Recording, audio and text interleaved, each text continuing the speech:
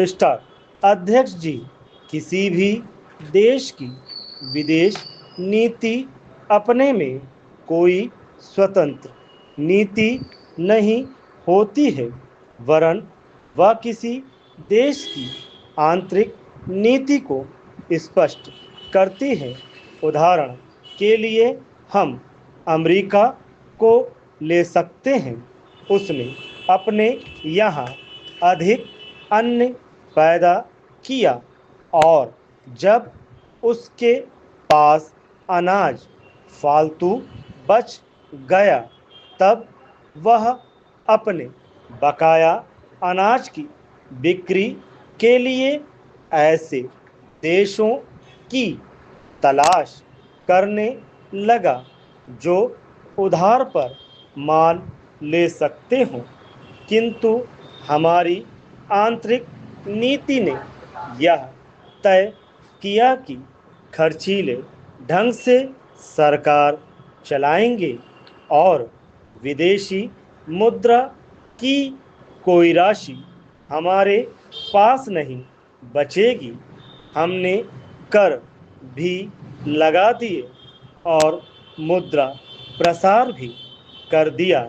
कुछ संकट पड़ने के बाद इस बात की आवश्यकता को नहीं समझा कि उस पैसे का कहीं अनियंत्र उपयोग कर सके। Paragraph change. श्रीमान, मुझे माननीय प्रधानमंत्री जी के इस कथन पर दुख होता है कि दुनिया के अमीर और गरीब देशों का अंतर लगातार बढ़ता जा रहा है।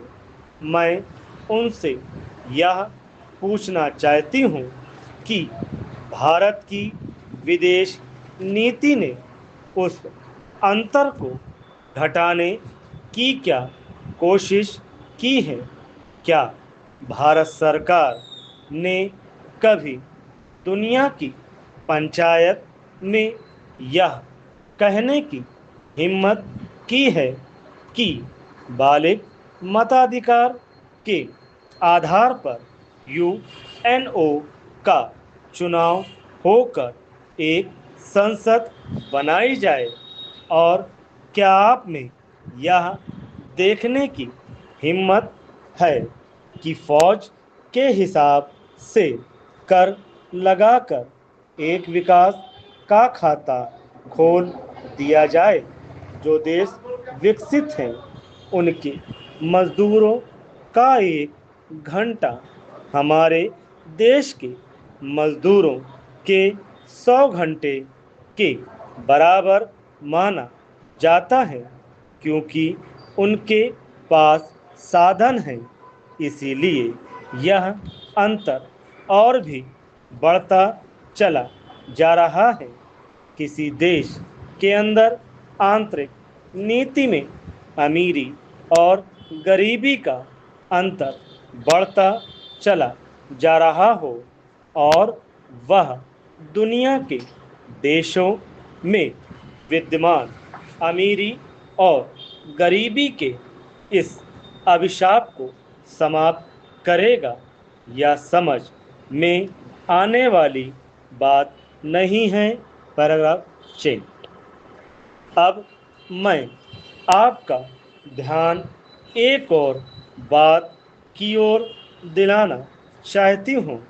पूर्वी जर्मनी को मान्यता देते हमें परेशानी होती है, इसलिए कि शायद पश्चिमी जर्मनी को बुरा लगे, लेकिन पश्चिमी जर्मनी ने तो अपनी रक्षा का भार दूसरों पर छोड़ दिया है।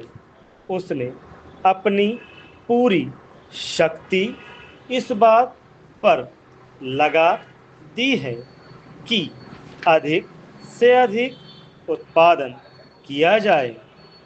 आपने जो समय दिया उसके लिए मैं आभार प्रदर्शन करता हूँ और आपका धन्यवाद करता हूँ।